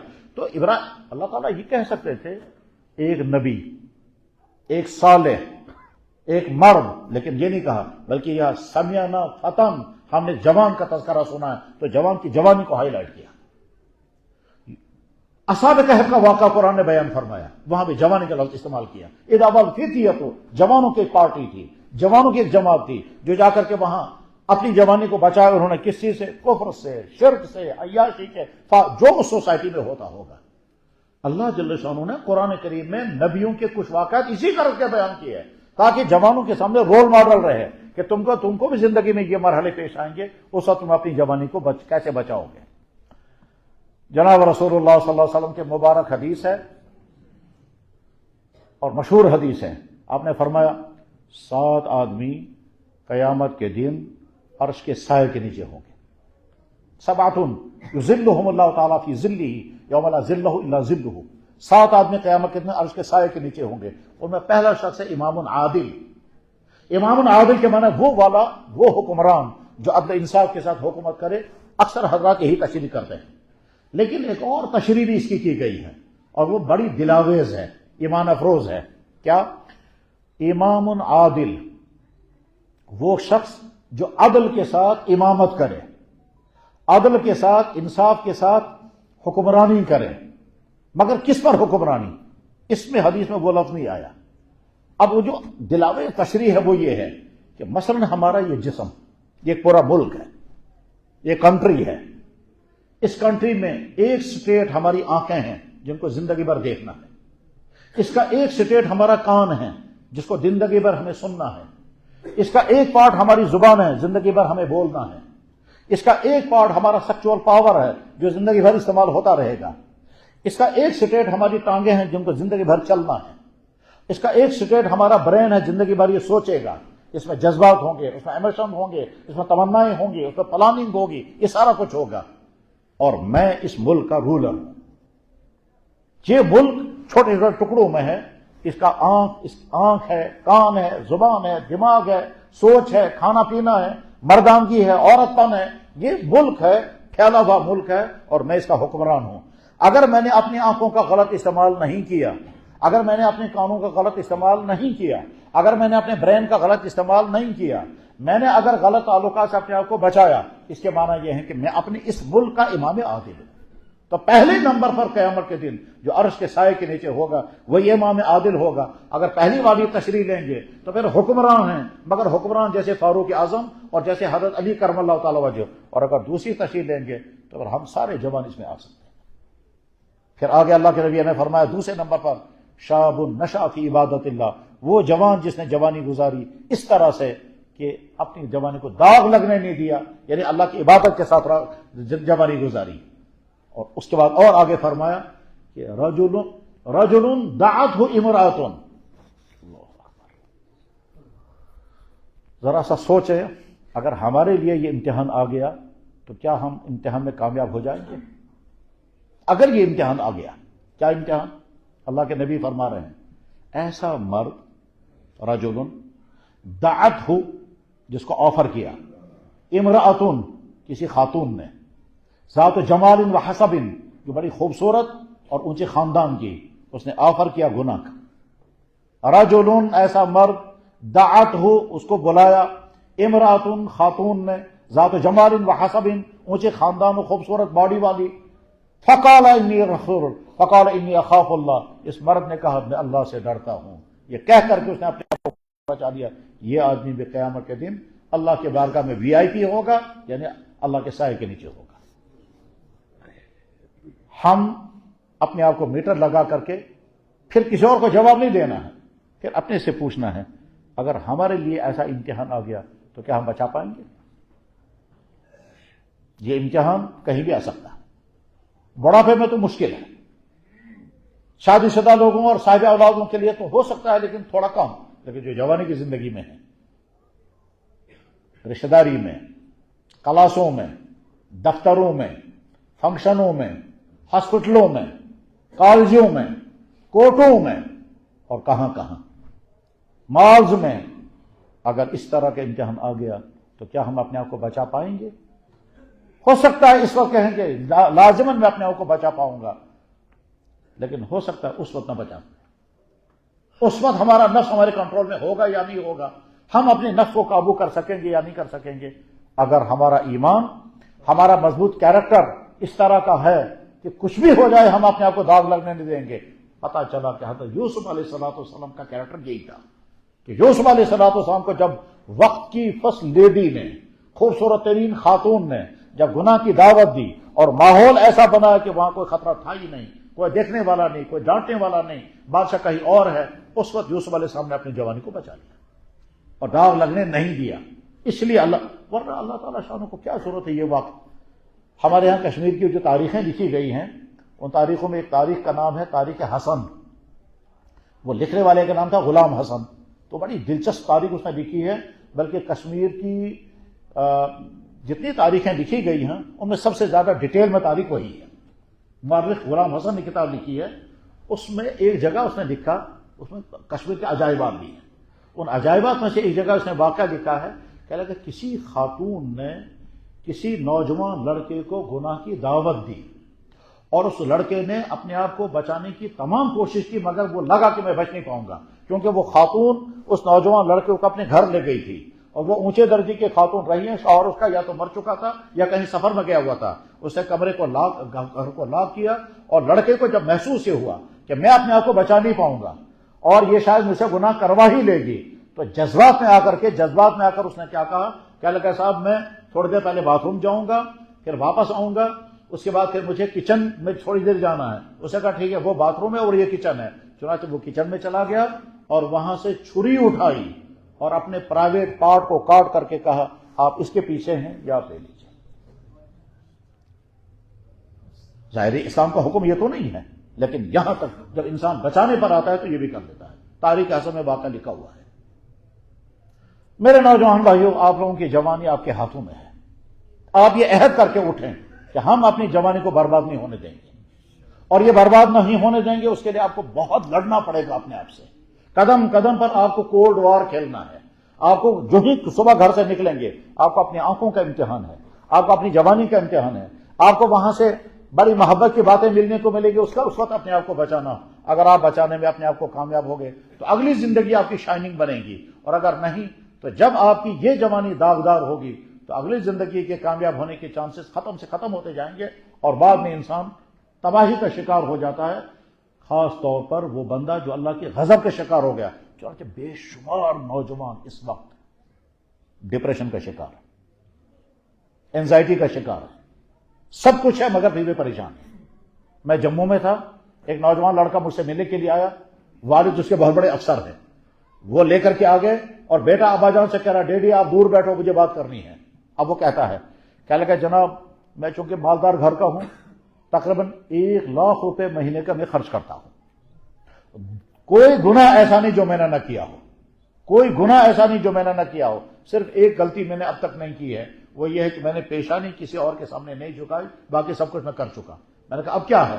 کہنے لگا اب اس وقت صورتحال یہ ہے، نہ مجھے نیند آتی ہے، نہ مجھے سکون ہے، نہ میں کھانا پچتا ہے، نہ مجھے باتھ روم صحیح آتا ہے، میں کھڑا بھی ہوتا ہوں تو کپ کپاتا ہوں، لیور بھی ختم ہو چکا ہے، کڈنیاں کام نہیں کر رہی ہیں، ڈاکٹروں نے کہا کہ کڈنی ٹرانسپلانٹ کرنا پڑے گا، اور اب نہ سکون ہے، نہ خوشی ہے، نہ صحت ہے، اب میں کیا کروں گا اس وقت؟ اللہ کو ناراض کر کے آپ جوانی گزاریں گے، آپ خوش رہیں گے؟ ہاں چند دن آپ کو خوشی آئے گی، آپ رقص کر کے وقتی طور پر خوش ہوں گے، غلط تعلقات کے وقتی طور پہ مزے آئیں گے، آپ رات بھر ویڈیو کالنگ کرتے رہیں گے، کچھ وقت تو گزرے گا اس میں، لیکن آگے چل کر کے کچھ ہی دن کے بعد آپ کا دل بھر جائے گا، اس کے بعد جب ٹینشن شروع ہوگا وہ ٹینشن بھی ختم نہیں ہوگا، پھر ڈپریشن کا شکار ہوں گے وہ ختم نہیں ہوگا، پھر وہ سزا ہوتی ہے۔ اللہ تعالیٰ فرماتے ہو تم اطمینان ڈھونڈتے ہو بدکاریوں میں، تم خوشیاں ڈھونڈتے ہو مجھ کو ناراض کرنے والے کاموں میں۔ ہاں وقتی طور پر تمہیں مزہ آئے گا، لیکن آگے چل کر کے تمہاری زندگی برباد ہو جائے گی۔ میرے بھائیوں، اللہ نے ہم کو ایمان کی دولت عطا فرمائی، الحمدللہ رب العالمین، پڑھے الحمدللہ الحمدللہ رب العالمین۔ اگر کسی کفر کے گھر میں پیدا ہوئے ہوتے تو ہم یہاں نہ ہوتے، ہمارا یہ نام بھی نہ ہوتا، ہماری یہ شکلیں بھی نہ ہوتی، ہماری یہ سوچ بھی نہ ہوتی، ہماری یہ منزلیں بھی نہ ہوتی، ہماری یہ آرزویں بھی نہ ہوتی، اور ہمارے زبان پر نہ اللہ کا نام ہوتا نہ اللہ کے نبی کا نام ہوتا۔ ہم کیوں سمجھیں گے اپنے آپ کو ہم کچھ نہیں ہیں؟ ہم بہت قیمتی ہیں، ہم بہت قیمتی ہیں، اتنے قیمتی ہیں۔ حدیث میں ہے، ہمارے علماء نے حدیث پڑھائی ہوگی، پڑھائیں گے بھی، آگے بھی پڑھائی ہوگی، بیان بھی کی ہوگی۔ مشکوٰۃ شریف کے آخری پیج پر حدیث ہے، جناب رسول اللہ صلی اللہ علیہ وسلم نے فرمایا، مبارک اس انسان کو جس نے مجھے دیکھا اور ایمان قبول کیا، مبارک اس انسان کو جس نے مجھے دیکھا اور ایمان قبول کیا۔ طوبیٰ لمن رآنی وآمن بی، ہم اس میں شامل نہیں کیونکہ ہم نے ان کو دیکھا نہیں۔ اس کے بعد آپ نے کیا فرمایا؟ وطوبیٰ 7 مرات لمن لم یرانی وآمن بی، 7 مرتبہ مبارک اس انسان کو جس نے مجھے دیکھا نہیں ہوگا پھر بھی کہتا ہوگا میرا نبی محمد رسول اللہ۔ ہم نے تو نہیں دیکھا انہیں، ہم اس زمانے میں نہیں، وہ یہاں نہیں، ہم یہاں ہیں وہ یہاں نہیں، وہ وہاں تھے ہم وہاں نہیں، وہ اس دور میں تھے ہم آج کے دور میں ہیں۔ ہمارے ان کے درمیان فاصلے ہیں، 1500 سال کا ڈسٹنس فاصلہ ہے، ملک کا بھی فاصلہ ہے، اس کا بھی ہے، لیکن ہم دل کے یقین کے ساتھ کہتے ہیں ہمارا نبی محمد رسول۔ ہم اس کیٹیگری میں شامل ہیں جس کیٹیگری کو اللہ کے نبی نے 7 مرتبہ مبارک۔ ہو سکتا ہے کسی کے ذہن میں سوال آئے، صحابہ کرام کو 1 مرتبہ اور ہمیں 7 مرتبہ کیوں؟ جواب اس کا دوسری حدیث میں ہے۔ اللہ کے نبی نے صحابہ کرام سے پوچھا، فرمایا بتاؤ کس کا ایمان عجیب تر ہے؟ صحابہ کرام نے سوچا، پھر انہیں کہا نبیوں کا ایمان۔ آپ نے فرمایا نبی خدا گناہوں سے معصوم، ان پر وحی نازل ہوتی ہے، ان کا ایمان سب سے عجیب کیسے ہوگا؟ صحابہ کرام نے عرض کیا یا رسول اللہ پھر فرشتوں کا ایمان سب سے عجیب ہوگا۔ آپ نے فرمایا فرشتوں کا ایمان ایسے کیسے عجیب، وہ تو گناہوں سے پاک ہیں۔ پھر آپ نے فرمایا، صحابہ کرام نے کہا پھر ہمارا ایمان عجیب ہے۔ تو اللہ کے نبی نے فرمایا تمہارا ایمان کیسے عجیب ہے؟ تم نے تو مجھے دیکھا، یعنی تم نے مجھے دیکھا، میری ملاقاتیں تم سے ہوئی، میرے معجزات تم نے دیکھے، تمہارا ایمان کیسے عجیب ہے؟ تو پھر صحابہ کرام نے عرض کیا اللہ و رسول عالم، اللہ اس کے نبی زیادہ جانتے ہیں کس کا ایمان عجیب ہوگا۔ تو جناب رسول اللہ صلی اللہ علیہ وسلم نے فرمایا میرے اس امتی کا ایمان سب سے عجیب جسے مجھے دیکھا نہیں ہوگا۔ ہم اس میں شامل، ہم نے انہیں نہیں دیکھا، ہم نے انہیں نہیں دیکھا مگر اللہ کے نبی فرما رہے ہیں اس کا ایمان سب سے زیادہ عجیب ہے جسے مجھے دیکھا نہیں ہوگا۔ اور ایک تیسری حدیث میں فرمایا صحابہ کرام سے میرا جی چاہتا ہے میں اپنے بھائیوں سے ملوں، تو صحابہ کرام نے عرض کیا یا رسول اللہ ہم؟ فرمایا نہیں تو میرے صحابہ ہو۔ عرض کیا یا رسول اللہ کون؟ فرمایا وہ میرے بعد جو آنے والے ہیں، ان کو مجھ سے اتنی محبت ہوگی وہ یہ چاہیں گے اپنے اہل و عیال و مال و بتاؤ کو قربان کر کے مجھ سے ملیں، میرا بھی جی چاہتا ہے ان سے ملے۔ تو ہم اپنے آپ کو ہلکا نہیں سمجھیں، ہم بہت قیمتی ہیں۔ اللہ نے ہم کو ایمان کی دولت عطا فرمائی ہے، اللہ نے ہم کو ایمان والا بنایا، ہم مسلمان ہیں، ہم ایسی جوانی گزاریں گے اللہ خوش ہو جائیں میرا بندہ جوان کتنا اچھا، اللہ کے نبی خوش ہو جائیں میرا امتی جوان کتنا اچھا۔ ہم اپنے والدین کے لیے درد سر نہیں، ہم اپنے والدین کے لیے سرمایہ بنیں گے۔ یاد رکھیں جناب رسول اللہ صلی اللہ علیہ وسلم، میں ختم کر رہا ہوں، جناب رسول اللہ صلی اللہ علیہ وسلم کبھی دعا کے ذریعے سے میسج دیتے تھے۔ دعا ایک ایسی چیز کی کر رہے ہیں جس کی آپ کو ضرورت نہیں ہے مگر دعا کرتے تھے۔ مثلا آپ نے دعا کی یا اللہ مجھے ایسی بیوی سے بچانا جو بیوی مجھے وقت سے پہلے بڑھاپے کو پہنچا دے، اللہ انی اعوذ بک من امرأۃ تشیبنی قبل المشیب، حالانکہ ازواج مطہرات میں سے کوئی بھی ایسی نہیں ہے۔ تو پھر کیوں یہ دعا کی؟ پھر آگے آپ نے فرمایا یا اللہ مجھے ایسی اولاد سے بچانا جو اولاد میرے لیے وبال بن جائے۔ تو اللہ کے نبی کے گھر میں تو ایسی اولاد کوئی نہیں ہے، وہاں تو جو صاحبزادے تھے وہ بچپن میں وفات پا گئے۔ آپ کی بیٹیاں 4 تھی، 3 صاحبزادیاں چلی گئیں، ایک فاطمہ پیچھے تھی، اور فاطمہ وہ خاتون ہیں جن کے متعلق اللہ کے نبی نے فرمایا فاطمہ میرے جگر کا ٹکڑا، فاطمہ تو بیزا تو کبھی دی، اور فرمایا جنت کی تمام عورتوں کی سردار فاطمہ ہیں۔ تو فاطمہ کے بارے میں تو خطرہ نہیں ہو سکتا تھا کہ وہ حضور کے لیے وبال جان بن جائیں گی، لیکن اللہ کے نبی نے فرمایا اللہ انی اعوذ بک من امرأۃ تشیبنی قبل المشیب ومن ولد یکون علی وبالا، میں ایسی اولاد سے پناہ چاہتا ہوں جو میرے وبال بن جائے۔ یہ میسج دیا اولاد کو کہ میرے گھر میں تو ایسی اولاد نہیں ہے، تم اپنے والدین کے لیے وبال مت بننا، تم اپنے والدین کے لیے درد سر مت بننا۔ میرے نوجوان بھائیوں، آپ بندے ہیں اللہ کے، ہم بندے ہیں اللہ کے، ہم امتی ہیں جناب رسول اکرم صلی اللہ علیہ وسلم کے، ہم سرمایہ ہیں ملت اسلامیہ کے، ہم ذخیرہ بننے والے اپنے والدین کے لیے، اور مستقبل میں آپ اپنے والدین کا سہارا ہوں گے، اپنے بیوی بچوں کے لیے بڑے ہوں گے، اور دفتروں میں ہوں گے تو وہاں کے افسر ہوں گے یا ملازم ہوں گے، بازاروں میں ہوں گے تو آپ ٹریڈر ہوں گے، کورٹوں میں ہوں گے تو وکیل ہوں گے یا جج ہوں گے، ہسپتالوں میں ہوں گے تو ڈاکٹر ہوں گے یا کسی اور شعبے میں ہوں گے۔ مستقبل آپ کے ہاتھوں میں ہے، اگر آپ سدھرے ہوئے ہوں گے تو گویا اس قوم کے لیے آپ سرمایہ بنیں گے، اور خدا نخواستہ اگر آپ کی جوانی میں داغ لگ گئے ہوں گے اور اس کے بعد پھر اگلی زندگی جب آپ شروع کریں گے تو یہ داغ والی زندگی لے کر جب آپ سوسائٹی میں آئیں گے تو آپ امت کے لیے رحمت نہیں، امت کے لیے مصیبت ہوں گی۔ ہم جس خطے میں اس وقت آباد ہیں، اس خطے کا مستقبل ڈیپینڈ کرتا ہے یہاں کی نئی نوجوان نسل کیسی ہوگی۔ اگر یہ ایمان والی ہوگی، کیریکٹر والی ہوگی، آنےسٹ ہوگی، تہذیب والی ہوگی، مہذب ہوگی، اور انسانوں کے لیے رحمت بننے والی ہوگی تو پھر آئندہ یہاں کی قوم کے لیے رحمت۔ اور اگر خدا نخواستہ کچھ اور ہوا تو پھر اللہ کے فیصلے کیا آئیں گے وہ تو الگ ہیں، لیکن بہرحال یہاں کے لوگوں کا مستقبل کامیاب نہیں ہوگا۔ یہاں کے لوگوں کا مستقبل شائننگ تب بن سکے گا جب ہماری یہ نئی نسل ان تمام خرابیوں سے بچ کر کے دکھا دے جو خرابیاں ہر مذہب میں خرابیاں ہیں، یہ صرف اسلام میں خرابیاں نہیں۔ کسی مذہب نے ڈرگ کو الاؤ نہیں کیا، کسی مذہب نے زناکاری کو الاؤ نہیں کیا، کسی مذہب میں میوزک ڈانس کو پسند نہیں کیا، اگر خالص مذہبوں کی بنیاد پر غور کیا جائے، لیکن اس سلسلے میں اسلام سب سے آگے ہے۔ کیوں؟ اسلام پاکیزہ، اسلام حیا، اسلام ٹالرنس میں دکھاتا ہے لیکن ساتھ میں قیود بھی لگاتا ہے۔ میں ابھی کچھ دنوں پہلے ایک کتاب پڑھ رہا تھا، آپ بھی پڑھ سکتے ہیں۔ ایک خاتون جو 9/11 کے موقع پر جرنلسٹ ہونے کے ناطے اپنے ملک سے چلی اور وہاں اس ملک میں گئی جہاں اب وہ حملے ہونے والے تھے، اتفاق سے وہاں پر گرفتار ہو گئی اور جیل میں چلی گئی، طالبان کی جیل میں پہنچ گئی۔ طالبان کی جیل میں اس کے ساتھ کیا کیا ہوا وہ تو وہاں رہی، اس کے بعد جب وہ رہا ہو کر کے آئی تو اس کے بعد پھر اس نے اسلام کا مطالعہ کیا، اسلام کا مطالعہ کرنے کے بعد وہ مسلمان ہو گئی۔ ٹھیک، پھر اس نے اپنی ساری کہانی لکھی کہ میں کیسے چلی گئی تھی، پھر وہاں سے کہاں جیل میں پہنچ گئی، میں گرفتار کیسے ہوئی، پھر میرے ساتھ وہاں کیا کیا ہوا، اور اس کے بعد میں جب چھوٹ کر کے آ گئے تو میں نے اسلام کا مطالعہ کیسے کیا، اور اب میں مسلمان ہوں تو میں اسلام کے بارے میں کیا کہتی ہوں۔ پہلے اس کا نام ریڈلے تھا، آج اس کا نام مریم۔ جوان ریڈلی، نیٹ پر بھی کتاب موجود ہے، انگلش میں کتاب لکھی، ٹرانسلیشن بھی ہو گیا، لکھنؤ میں کتاب چھپی ہے، میرے پاس بھی آئی، کہتے ہیں اسلام پاکیزہ ترین مذہب. میں سوچ بھی نہیں سکتی تھی اسلام اتنا پاکیزہ ہے، اسلام حیا والا مذہب. اس کے انٹرویو دیکھیں. میرے بھائیوں، دنیا کے ہر سوسائٹی کے بے شمار انسان اسلام کی سچائیوں کا اعلان کرتے ہیں، اور ہم مسلمان جو ہیں اپنے اسلام سے دور چلے جائیں گے.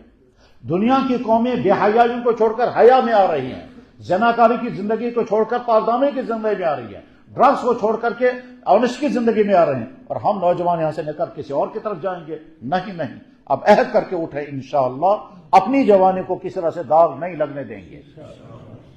یہ اپنے ایمان کی حفاظت، اپنے کردار کی حفاظت، اور نمبر 3 جس کی تفصیل بیان کرنے کا وقت نہیں ہے، اپنی صحت کی حفاظت.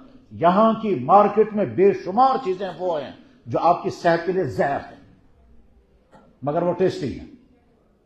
کھانے سے پہلے یہ دیکھیے آپ ٹیسٹ فل کھا رہے ہیں یا ہیلتھی کھا رہے ہیں.